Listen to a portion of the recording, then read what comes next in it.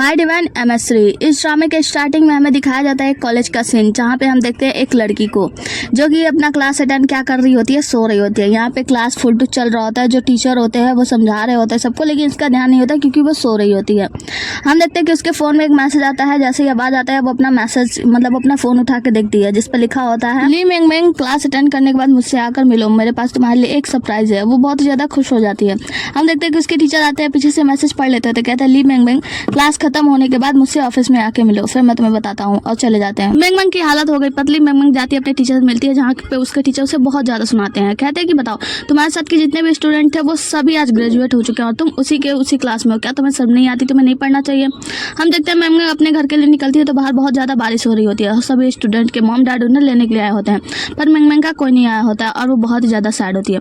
उसके बाद से मेंग मेंग यहाँ से निकलती है और जाती है अपने दोस्त से मिलती है, जहाँ उसके दोस्त उसे बाय लियांग का ऑटोग्राफ लिया हुआ एक फोटो देती है, जिसपे मेंग मेंग कहती है क्या ये सच है, तो वो कहती है हाँ। मैं बता दूं कि बाय लियांग जो है वो यहाँ का सुपरस्टार है। मेंग मेंग कहती है क्या ये सच है, ये मेरे क्रश का ही साइन है ना, तो वो कहती, उसकी दोस्त बताती है हाँ, उसने मेरे सामने ही साइन किया था। मेंग मेंग पूछे क्या वो बहुत खूबसूरत है, तो उसकी दोस्त बताती है हाँ, वो दुनिया का सबसे खूबसूरत इंसान है। मेंग मेंग बहुत ही ज्यादा खुश होती है और फोटोज को देख रही होती है बार बार अपने क्रश को। यहाँ पे उसकी दोस्त पूछती है कि 8:30 बज गया, क्या तुम्हें घर नहीं जाना है। वो कहती है हाँ, टाइम तो हो गया है, मुझे घर जाना होगा, और फिर वो अपने घर के लिए निकल जाती है। और उसे एक छाता मिलता है और वो छाता उठाती है, अपने घर को चली जाती है। अपने घर पे पहुंचने पे इसकी मॉम बैठी होती है बाहर, कहती है क्या हुआ, कहाँ चली गई थी, इतनी रात को आई हो, क्या तुम डुओ के पीछे गई थी। तो वो कहती है हाँ, मेरा जल्दी छुट्टी हो गई थी, तो मैं थोड़ा सा डुओ के साथ घूमने चली गई थी। तो उसकी मॉम कहती है पहले अब खुद को देखो, डुओ जो है आज कॉलेज में है और तुम अभी भी अपने स्कूल में हो, अभी तक तुम अपने स्कूल से बाहर नहीं निकली, आखिर तुम कर क्या रही हो, पढ़ाई कैसे करती हो तुम। आज फिर मुझे मिस्टर लू का कॉल आया था तुम्हारे टीचर का, और वो कुछ किताबें कॉपी ले जाकर उसके सामने फेंक देती है। कहती है मैं इतने सारे पैसे खर्च कर रही हूँ किस लिए, इस बकवास चीजों को खरीदने पे। और वहाँ पे हम देखते हैं कि उसकी मॉम उसके क्रश की फोटो लेती है और फाड़ देती है। उसकी मॉम कहती है कि मैं इतना मेहनत कर रही हूँ, तुम्हें पढ़ा लिखा नहीं हो, तो तुम पढ़ती लिखती नहीं हो, क्यों तुम ऐसा कर रही हो, क्या तुम मेरी तरह नहीं बन सकती। उसकी बेटी कहती है कि मैं क्यों आपकी तरह बनूं, जबकि मैं अपने डैड की तरह हूँ, मुझे अपने डैड की तरह बनना है।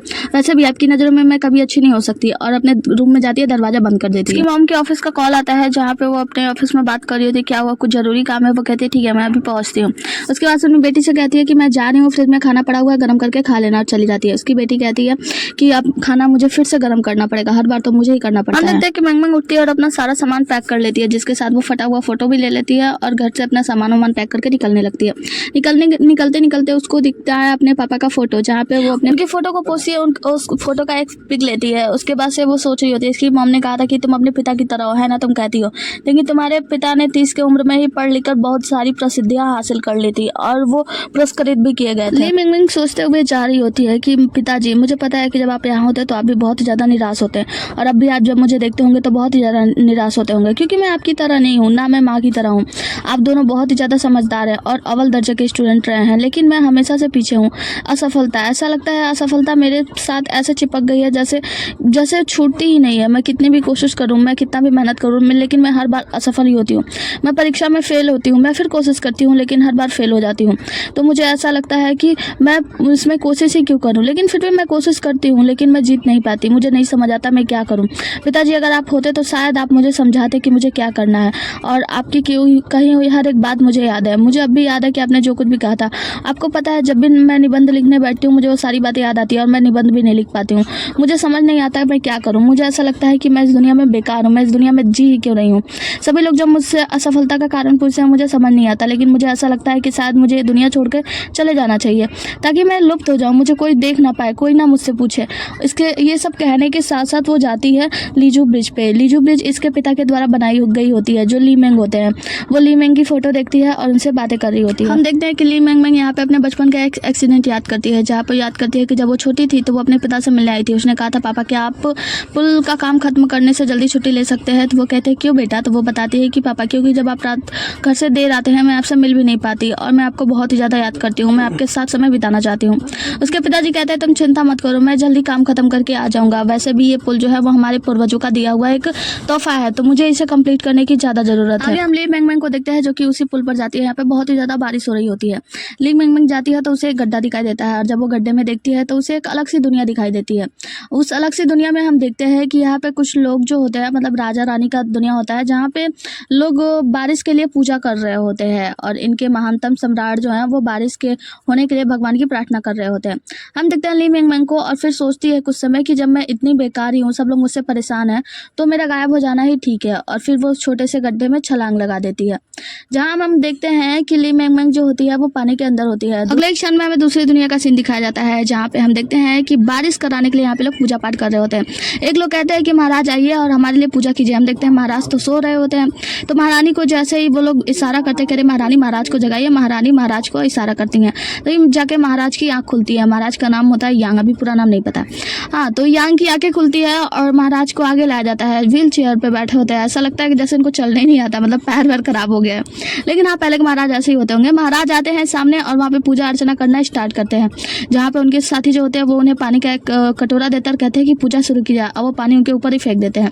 उसके बाद से देखो सभी लोग यहाँ पे बैठ के मतलब घुटनों के बल बैठ के पूजा कर रहे होते हैं कि कृपया हमें बारिश प्रदान करें, हे बारिश के देवता हमें बारिश प्रदान करें। हम देखते हैं महाराज की पूरी सेटिंग होती है। यहाँ पे कुछ लोग पंखे लेकर खड़े होते हैं, पंखा चलाने लगते हैं और पंखा चलने की वजह से चारों तरफ हवाएं तेज हो जाती हैं। हवाएं तेज होने के कारण सभी लोग सोच रहे होते हैं कि जरूर महाराज की पूजा का फल है। उसके बाद से महाराज इशारा करते हैं तो उन पंखों पे पानी भी डाल दिया जाता है जिससे हल्की हल्की बौछारें आने लगती है और बौछारें थोड़ी सी आने लगती है। सब लोग बहुत ज़्यादा खुश हो जाते हैं कि महाराज की पूजा करने का ये फल है जिसकी वजह से बारिश होने लगी।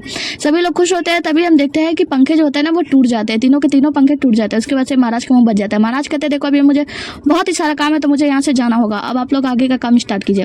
वहाँ पे जो लोग होते हैं कहते हैं नहीं महाराज आप ऐसे कैसे जा सकते हैं, एक काम करते हैं ना हम दोबारा पूजा करते हैं, दोबारा पूजा करेंगे तो जरूर बारिश के देवता खुश होंगे और ढेर सारी बारिश करेंगे क्योंकि देखिए हमारे लोगों के लिए, यहाँ के लोगों के लिए बारिश की बहुत ही ज्यादा आवश्यकता है। हम देखते हैं कि यहाँ पे कुंड में कुछ हलचल होती है तो महाराज उसे देखने के लिए जाते हैं, लेकिन जैसे उसे करीब से देखते हैं हम देखते हैं अंदर से एक हाथ आता है और महाराज को अंदर ही खींच लेता है। महारानी के साथ साथ यहाँ सभी लोग चौंक जाते हैं कि महाराज पे कोई हमला कर रहा है, कोई हत्यारा है, जल्दी उसे जान से मार दो।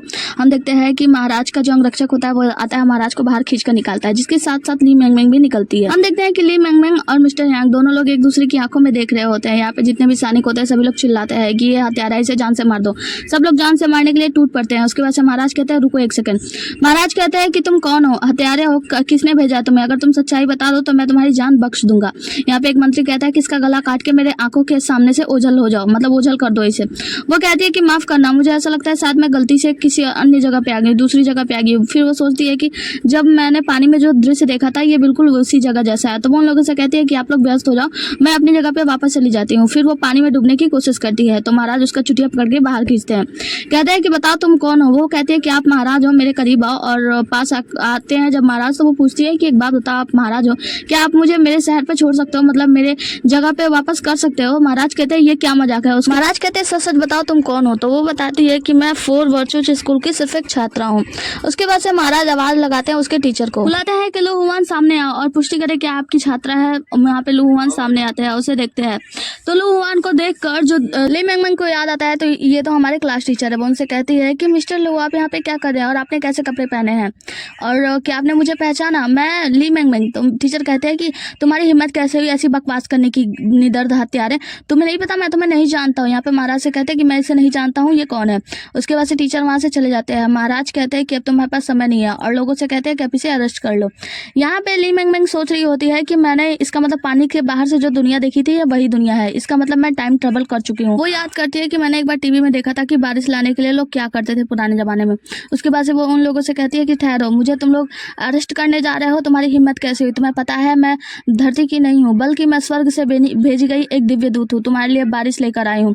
उसके बाद से वो कहती है कि मैं जी लू, मैं आपसे अनुग्रह करती हूँ, हे बिजली के देवता बारिश बरसाओ। मतलब इसके 2-3 बार कहने पे हम देखते हैं मौसम यहाँ पे गड़बड़ हो जाती है, मतलब चारों तरफ काले बादल आ जाते हैं और बारिश आने लगती है। और बारिश आते ही हम देखते हैं कि यहाँ पे सभी लोग ली मैंगमैंग को सचमुच में भगवान यानी दिव्य दूत समझ लेते हैं और घुटनों के बल आकर उसे प्रणाम करने लगते हैं। यहाँ पे महाराज तो प्रणाम नहीं करते लेकिन बाकी सभी लोग प्रणाम कर रहे होते हैं। बारिश आ रही होती है, हम देखते हैं कि बारिश में सभी लोग इधर उधर खो जाते हैं। यहाँ से ली मैंगमैंग गायब हो जाती है। यहाँ पे सभी लोग सोच में पड़ जाते हैं कि दिव्य दूत कहाँ गायब हो गए। सभी लोग दिव्य दूत को ढूंढ रहे होते हैं पर कोई फायदा नहीं। आगे की सीन में हम महाराज को देखते हैं जो कि मिस्टर लू से बातें करते हैं। मिस्टर लू कहते हैं कि महाराज ये अच्छा शगुन था, थोड़ी सी बारिश हुई हालांकि, लेकिन अच्छा शगुन है। पूजा करने के बाद बारिश तो हुई, अब जल्दी मुझे ऐसा लगता है बारिश जरूर आएगी और पानी की पूर्ति कर दी जाएगी। महाराज कहते हैं कि हो सकता है, लेकिन अगर पूजा करने से सिर्फ बारिश होती तो बहुत कुछ हो सकता है, लेकिन ऐसा सब सही नहीं है, सब कुछ गलत है।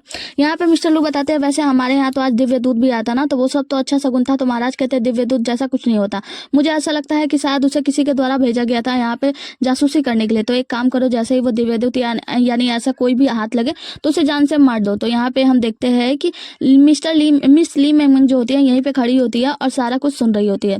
उसके बाद वो उसी जगह पे जाती है जहाँ पे हम देखते हैं वो मटका था जिससे वो आई थी। तो वो देखती है कि वहां से मटका हटा दिया गया होता है, मतलब सब कुछ साफ कर दिया गया होता है। ली मेंगमेंग सोचती है कि मुझे जल्द से जल्द कोई ना कोई समाधान तो निकालना ही होगा, यहाँ से निकलना होगा। ली मेंगमेंग अपने भीगे हुए कपड़े लेकर एक कमरे में जाती है जहाँ पे वो सोच रही होती है अब मुझे क्या करना चाहिए। फोन निकालती है तो फोन का इंटरनेट भी नहीं होता है। कहती है ये कैसा राजवंश है जहाँ पे फोन और नेटवर्क भी नहीं है, और अजीब सा गाना सुन रही होती है।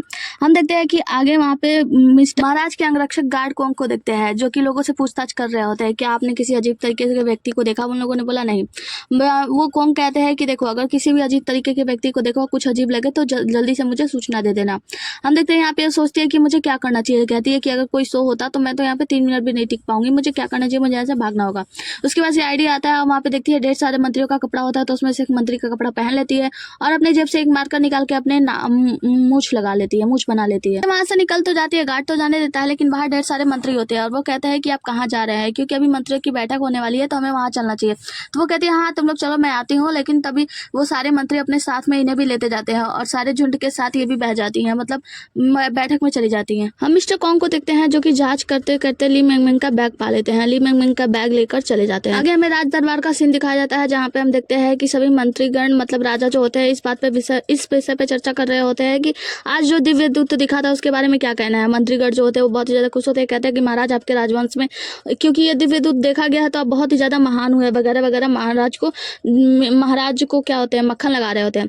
हम देखते हैं कि यहाँ पे ली मेंगमेंग भी होती है, सर झुकाए होती है, लेकिन अचानक से छींक आ जाती है तो साइड जाती है। तो दूसरे मंत्री कहते हैं महाराज मुझे माफ कीजिएगा, मतलब यहाँ पे ली मेंगमेंग मरते मरते बचती है। महाराज कहते हैं ठीक है आप लोगों का इतना ही कहना था, तो अब दरबार स्थगित किया जाता है और यहाँ से सभी लोग चले जाते हैं। हम देखते हैं कि ली मेंगमेंग यहाँ से भागती है और भागते हुए अपने बैग को ढूंढने के लिए जाती है, लेकिन वहाँ पे उसका बैग नहीं होता है। वो कहती है क्या मैं दूसरे कमरे में आ गई हूँ, मुझे दूसरे कमरे में जाना चाहिए। तो वो वहां से भी भागती है और दूसरे कमरे की ओर जाती है जहाँ पे हम देखते हैं कि महाराज को एक लोग कपड़े पहना रहे होते हैं और वहीं पे ली मेंगमेंग का बैग भी होता है। यहाँ पे वो आदमी कह रहा होता है कि आखिर इस दिव्य दूत के बैग में क्या ही होगा। ये लोग मतलब महाराज कपड़े पहना रहे होते, तभी हम देखते हैं कुछ घंटी बजने लगती है, मतलब ली मेंगमेंग का मोबाइल आवाज करने लगता है, उसमें अलार्म बजता है। यहाँ पे जो मिस्टर लू होते हैं वो कह रहे होते हैं कि महाराज मिस्टर कॉन्ग यहाँ पे ये बस्ता रख के कैसे जा सकते हैं, मतलब इसमें कुछ विस्फोटक वस्तुएं भी तो हो सकती हैं, ऐसा भी तो हो सकता है कोई ऐसा हथियार हो जिससे आपकी हत्या हो जाए। अब ये लोग डरते डरते उसमें से मोबाइल फोन निकालते हैं और महाराज को मिस्टर लू दिखाते हैं और फिर फेंक देते हैं, कहते हैं पता नहीं है क्या होगा। तभी हम देखते हैं कि महाराज भी बहुत ही ज्यादा डरे हुए होते हैं कि ये क्या चीज होगा। दूसरी तरफ हम देखते हैं कि यहाँ पे ली मेंगमेंग देख रही होती है तो मिस्टर कॉन्ग जो होते हैं उसे उठा लेते हैं, मतलब पकड़ते हैं और लाके महाराज के सामने पटक देते हैं। जिसके बाद महाराज अपना तलवार निकालते हैं और इसके हाथ को चेक करते हैं और कहते हैं कि तुम इतने कमजोर हो, मतलब इतने कमजोर हत्यारा उन्होंने भेजा क्यों होगा मेरे लिए, क्या तुम्हें लगता है कि तुम मुझे मार सकते हो। तो ली मेंगमेंग कहती है कि क्या आप पहले ये तलवार हटाएंगे फिर मुझसे बातें कर लीजिए ना सौम्य तरीके से।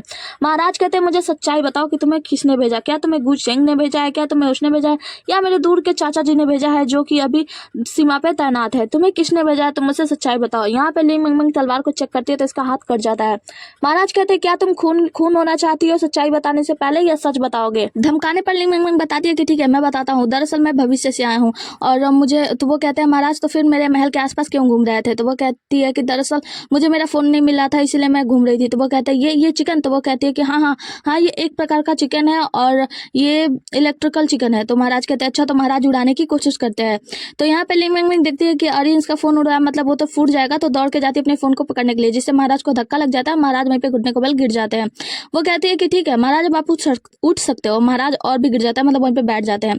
यहाँ पे मिस्टर ली जो होता है उसे लाके घुटनों को बल कर देते हैं, कहते हैं तुम्हारी हिम्मत कैसे हुई महाराज के साथ ऐसा व्यवहार करने की। महाराज कहते हैं आज तक मेरे साथ किसी ने ऐसा व्यवहार नहीं किया। उसके बाद से महाराज उसकी डांट फटकार लगाते हैं। तो वो कहती है कि देखो मैं ना भविष्य से आया हूँ और मैं बहुत कुछ जानता हूँ, मैं गणित जानता हूँ, ABCDEFGHIJKLM का खा गा, मतलब सब कुछ बताती है कि मैं ये जानती हूँ, मैं वो जानती हूँ, मैं मैथ बहुत अच्छे तरीके से लगा सकता हूँ। तो कहते हैं ठीक है, और वहाँ के सबसे विद्वान स्टूडेंट को बुलाया जाता है जो कि उसे एक सवाल देता है और वो कहती है कि मैं क्या करूँ, मुझे तो कुछ समझ में नहीं आ रहा है, मैं क्या करूँ। यहाँ पे जो स्टूडेंट होता है वो बताता है कि महाराज इस सवाल को करने में मुझे आधे महीने का समय लगा था, तो मुझे नहीं लगता ये इस सवाल को हल कर पाएगा। तो यहाँ पे वो सोचती है पहले, फिर कहती है कि हाँ पैथागोरस थ्योरम है ना, तो पैथागोरस थ्योरम से उस सवाल को हल कर देती है। जिसके बाद से वो जो आदमी होता है, मतलब जो स्टूडेंट होता है ना, वो देख के चौंक जाता है, कहता है कि महाराज ये तो बहुत ही ज़्यादा इंटेलिजेंट है। और उसके बाद से वो कहती है कि ठीक है, अगर आप लोग मुझे जिंदा रखते हो, मतलब यहाँ पे रखते हो, तो मैं आप लोग को और भी बहुत सारे अच्छे आसान ट्रिक सिखा सकती है। वो कहती है इन लोगों को पैथागोरस थ्योरम भी नहीं पता है क्या, मेरे जैसे बुद्धू को पता है।